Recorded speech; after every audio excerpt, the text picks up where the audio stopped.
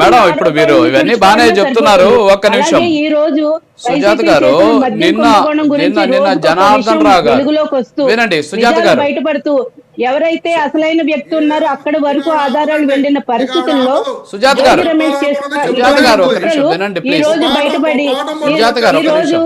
ఎంత దారుణం అండి. మనం 27 మంది మరణం చెందారు వైసీపీ ప్రభుత్వంలో. అదే ఒక నిమిషం సుజాత గారు వినిపిస్తోందా?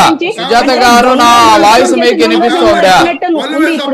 అర్థమవుతుంది మనకి. సుజాత గారు వినిపిస్తోందా?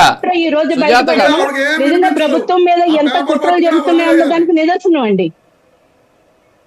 ఓకే ఇప్పుడు ఒక నిమిషం మీరు నేను అడుగుతున్నప్పుడు ఆగాలి కదా మీరు ఒకసారి. ఒక నిమిషం రమేష్ గారు ఒక్క నిమిషం ప్లీజ్.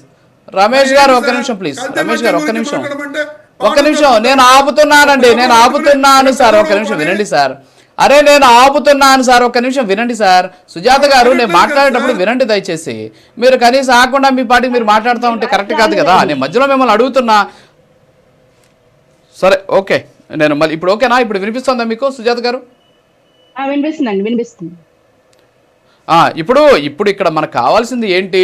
స్పష్టంగా జనార్దన్ రావును కూర్చోని పెట్టుకొని ఒక వీడియో తీశాడు. ఆయన ఎవరో ఒక ఆయన పక్కన నిలబడుకొని గద్దిస్తా మాట్లాడుతున్నాడు. మరి దాని గురించి చెప్పండి మేడం అంటే, సరే ఇవన్నీ ఏమేం చేశారు అనేది అందరికీ తెలుసు, ఏం చేయలేదు అనేది కూడా అందరికీ తెలుసు. సరే వాటి గురించి మళ్ళీ మనం మాట్లాడుకుందాం. ఆయన అక్కడ ఆ వీడియో ఏంటి, నిజంగా జనార్దన్ రావు చెప్పినటువంటి మాటల్లో ఉన్నటువంటి వాస్తవం ఏంటి, దాని గురించి చెప్పండి మేడం అంటే మీరు ఏదేదో చెప్తున్నారు. దాని గురించి ఒకసారి మాట్లాడండి ప్లీజ్. సార్, జనార్దన్ రావు విషయంలో తీసుకుంటే కనుక వీళ్ళు వైసీపీ ప్రభుత్వంలో అతను కల్తీ మద్యం తయారు చేశాడు, అలాగే జోగి రమేష్ ఆధ్వర్యంలో కల్తీ మద్యం తయారు చేశాడని చాలా క్లియర్ గా చెప్తున్నాడు. ఈ కూటమి ప్రభుత్వం వచ్చిన తర్వాత తయారు చేయడానికి వీలు లేదు, దాడులు జరుగుతున్నాయి, చాలా స్ట్రిక్ట్ అయిపోయింది కాబట్టి ఆపేశాము.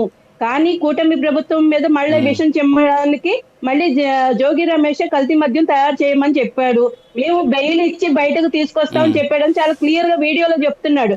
అంటే మీరు వైసీపీ ప్రభుత్వంలో జగన్మోహన్ రెడ్డి గారికి అనుగుణంగా పని చేసిన వాళ్ళందరినీ వాళ్ళు తర్వాత ఏ విధంగా మోసగించారు, ఏ విధంగా ముంచారు అన్నది ఐఏఎస్ ఐపీఎస్ ఆఫీసర్ల దగ్గర నుంచి వాళ్ళ వల్ల నష్టపోయిన వాళ్ళు ఎంతో మంది ఉదంతాలు సార్. ఒకటి కాదు, రెండు కాదు.